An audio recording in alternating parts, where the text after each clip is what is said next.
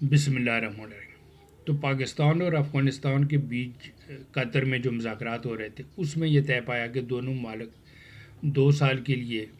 انہوں نے cease fire کا اعلان کیا۔ تو شکر ہے کہ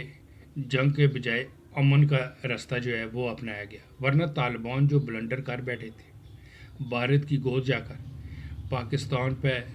جو حملہ آور ہوئے تھے، یہ سوچے سمجھے بغیر کہ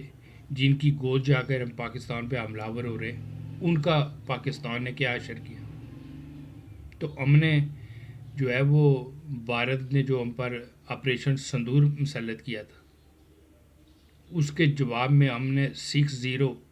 بلکہ ٹرمپ تو کہتا ہے 7-0، صرف ان کے ساتھ طیارے ہی نہیں گرائے تھے، بلکہ ہم نے ان کی ٹھکائی اس وقت تک نہیں روکی تھی جب تک ان کے ماتھے کا سندور ان کے پچھواڑے تک نہیں آ جاتا۔ تو طالبان ان کی گود بیٹھ کر پاکستان پہ حملہ آور ہو رہے، بھارت کی شے پہ پاکستان پہ حملہ آور ہوئے۔ تو ان کا یہ کام تو ہم نے جو ہے وہ بغیر سندور کے کرنا تھا، جو ان کے لیے زیادہ مشکل ہوتی۔ تو اچھا ہوا ہے کہ امن کا راستہ جو ہے وہ اپنایا گیا۔ دوسرا، پاکستان اب ماضی کی اپنی غلط پالیسیوں سے جو ہے وہ منہ موڑ چکا ہے۔ جو ماضی میں افغانستان میں اسٹریٹجک ڈیپتھ اور 5واں صوبہ بنانے کی جو روش تھی، پاکستان اس سے باہر آ چکا ہے۔ لیکن طالبان کسی نہ کسی کی پراکسی بنے بغیر رہ نہیں سکتے۔ جب پاکستان نے ہاتھ اٹھایا تو وہ سیدھے بھارت کی گود چلے گئے۔ ایک طرف تو طالبان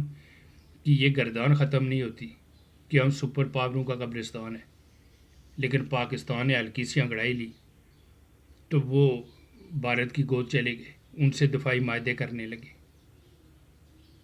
یعنی کہ اپنے دفاع کی ان سے بات کرنے لگے جن کو چند گھنٹوں میں ہم نے ان کا سندور ان کے ماتھے سے پچھواڑے پہ کر دیا تھا۔ تو ماضی میں جو پاکستان پہ جو طالبان دہشت گردی ایکسپورٹ کرتے رہے، وہ ہماری غلط پالیسی کے دفاعی پالیسی، ہم دفاعی جنگ لڑتے رہے، ہم دہشت گردوں کا انتظار کرتے رہے کہ وہ آئیں اور ہم ریئیکٹ کریں۔ لیکن فیلڈ مارشل نے تو واضح کر دیا کہ اب جو دہشت گرد آئے گا اس کے یہاں ہی ریئیکٹ نہیں کیا جائے بلکہ ان کے پیچھا بھی کیا جائے گا، اور ان کی جو جنم بھومی ہے، ان کے جو سیف ہیونز ہیں، ان کے جو ٹھکانے ہیں، ان تک جایا جائے گا۔ اور پاکستان نے جب وہ کابل ہو، وہ پکتیا ہو اور دوسری جگہوں پہ جب ان دہشت گردوں کے ٹھکانوں، ان کے سیف ہیونز کو نشانہ بنایا، تو طالبان کے جو ہے وہ نہ صرف آنکھوں کے ڈیلے باہر آئے، اب وہ بھارت سے ترلا کر رہے ہیں کہ وہ ہمارے دفاع کو آئے، حالانکہ دنیا کو یہ سناتے ہوئے وہ تھکتے نہیں تھے کہ ہم تو سپر پاوروں کا قبرستان جو ہے وہ ثابت ہوتے۔ ہمارے یہاں تو جو بھی سپر پاور آئی اس کو ہم نے گھٹنوں کے بل کیا۔ تو اگر ایسا ہے تو پھر پاکستان نے اپنی اگر 5-7% ہی ابھی فوجی طاقت کا اظہار کیا تو ان کی چیخیں کیوں نکل آئیں؟